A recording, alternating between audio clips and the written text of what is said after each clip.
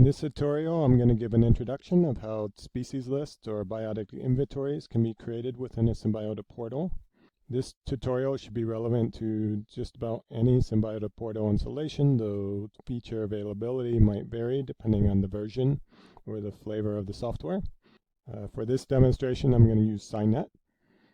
SciNet is a Symbiota portal that features the plants of North America. And now anyone can create a checklist as long as you have a login account. So if you don't have an account, most of the Symbiota portals have a link in the menu. It says create new login. I already have an account, so I'm going to log back in. Checklists generally have geographic themes. So if I go in the menu here, these are checklists that were created from research projects that were performed within Arizona. Though they could also have taxonomic themes or a combination of both. Here we have the sedges of Arizona. Folks can also create checklists based on teaching requirements. So a professor might want to set up a checklist that he's going to use within his class. Most basic checklist just has a species list, a list of taxa. So here this is the West Fork of Oak Creek. And if you click on any of the scientific names, it opens up the species profile page.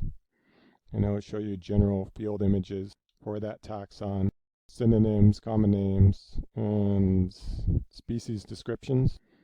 Within SciNet, there's often more than one description, multiple descriptions in there. And there's also a species distribution map that shows you the distribution of the full taxon outside of the research area. Within the checklist browser here, you have the ability to search for any scientific name. You can also search for taxonomic groups. Higher up, here I search by order. It's showing everything in that order.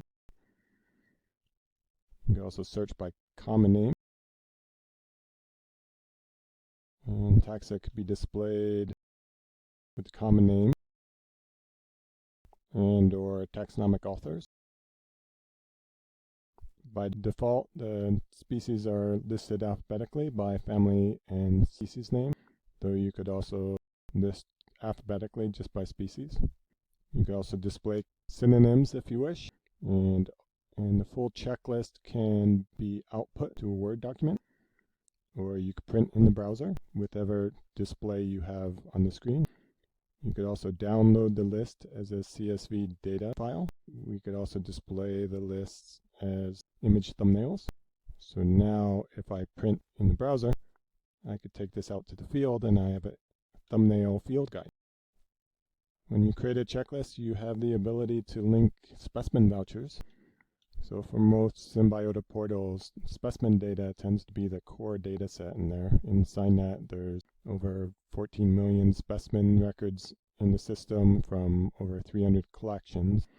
And in this case, the specimens that were collected as part of this project or inspected as part of this project were linked to the names on the list, and they serve as proof that that species actually occurs in the area.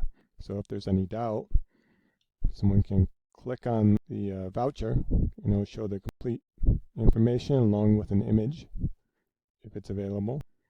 If there's real doubt and someone needs to inspect that specimen, they could go to that collection, and that's the physical proof that that species occurs in that area. So that's what makes it a documented flora. Now if you want to search for all the specimens in the system, not only the ones that are explicitly linked to this checklist, you could click that symbol and that will show you all the information.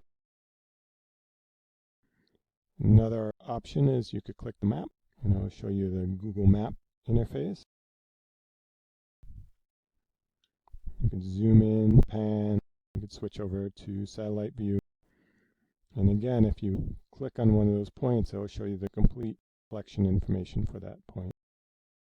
You can link metadata, multiple metadata, so who did the inventory, citation, locality, and even a little abstract. I think the last thing I'm going to talk about is once you create a species list, how do I make it public? Well, by default, species list is going to be private. If it's private, it's available through your My Profile link.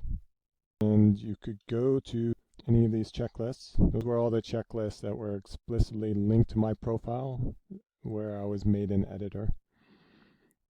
But you could now go to the address link in the browser here, copy that, send it to someone. So then they'll access a list. They can't modify anything because they won't have editing rights. Another option is you could make someone an editor that has an account in the system. And then when they click on my profile, they'll see that list listed. And they will have editing rights in that case. Another option is you could make the checklists public.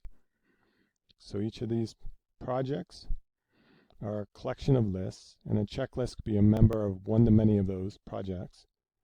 But then they could add that list to this project. And within the portals, the projects are usually listed in the top menu there. And I think that's it. Next presentation, I'm going to give you details of how you can create your own checklist.